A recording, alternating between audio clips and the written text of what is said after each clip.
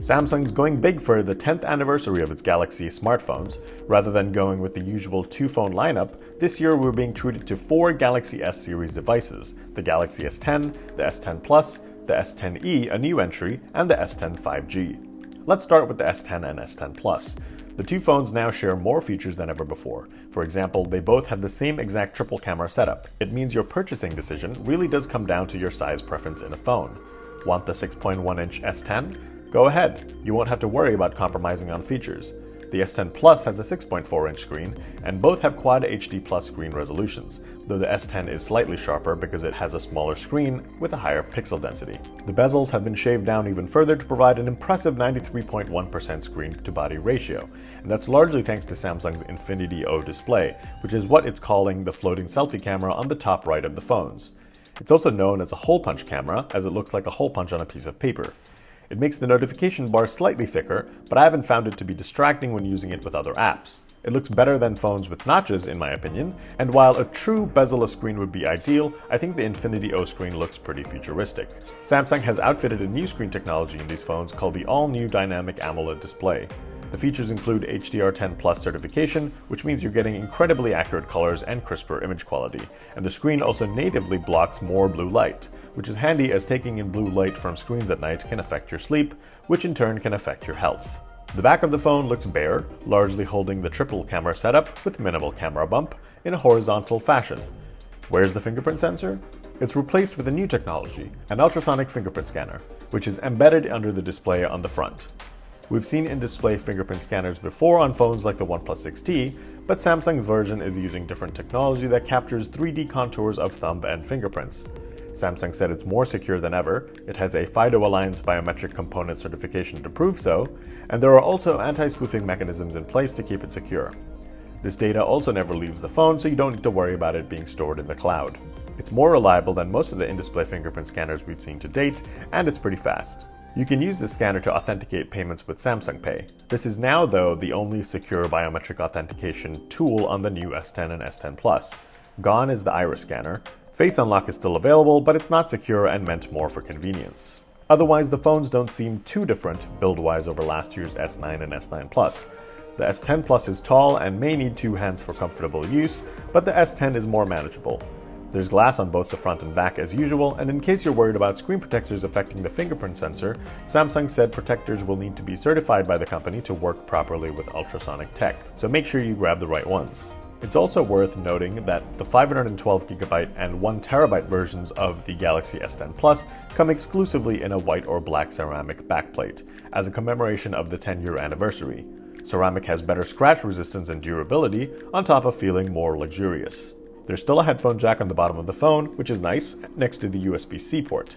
The Bixby button is sadly still here, and the stereo speakers are tuned by AKG and feature Dolby Atmos support, though we haven't tested them quite yet. The S10 and S10 Plus are powered by Qualcomm's Snapdragon 855 processor, so you should get fantastic performance.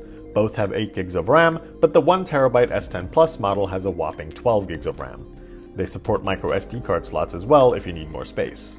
The phones are running Android 9 Pie with Samsung's new One UI interface, where there are now darker themes and critical elements of the interface are now positioned in the bottom half of the phone for easier access. There aren't a ton of new software features, but Samsung did say you can expect faster app launch times as the phone will learn your habits and preload apps before it thinks you will use them. Over to the camera, the S10 and S10 Plus have the same two cameras as last year's S9 Plus. A standard 12-megapixel lens with an f1.5 to 2.4 variable aperture is paired with a 12-megapixel telephoto lens with an f2.4 aperture for 2x optical zoom.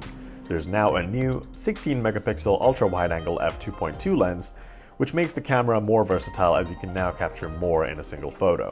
Scene Optimizer, which recognizes scenes to enhance photos using artificial intelligence, now supports 10 more scenes such as dogs, cats, and babies. There's also a feature in the camera app called Shot Suggestions, which can let you know when the camera is tilted so you can save yourself the hassle of straightening it later on. In terms of video recording, Samsung said the phones support super steady video capture, and they can also capture footage in HDR10+. The front hole punch camera is a 10-megapixel lens with a f1.9 aperture, and what's impressive is it can capture 4K UHD content. It's just a solo camera on the S10, but the Plus has a second 8-megapixel lens with the f2.2 aperture. This is just used for depth for better portrait mode selfies. The S10 has a 3400 mAh battery, but the S10 Plus gets a beefy 4100 mAh capacity. Sadly, the phones still only support Qualcomm's Quick Charge 2.0 fast charging technology, so it may take a while to juice it back up. Now over to the Galaxy S10e, you're getting many of the same features as the standard S10.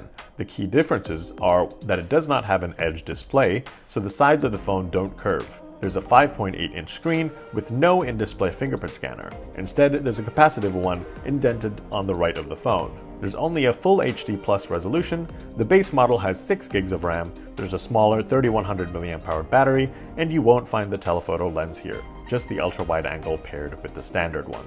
Finally, the Galaxy S10 5G shares almost the same qualities as the S10 Plus, but it's much bigger with a 6.7-inch screen, though Samsung said it's still around the same dimensions as the Galaxy Note 9. So when can you get one of these phones? Pre-orders on the S10, S10 Plus, and S10e start February 21st, and the phones ship March 8th. The S10e starts at $750, the S10 costs $900, and the S10 Plus will set you back $1,000.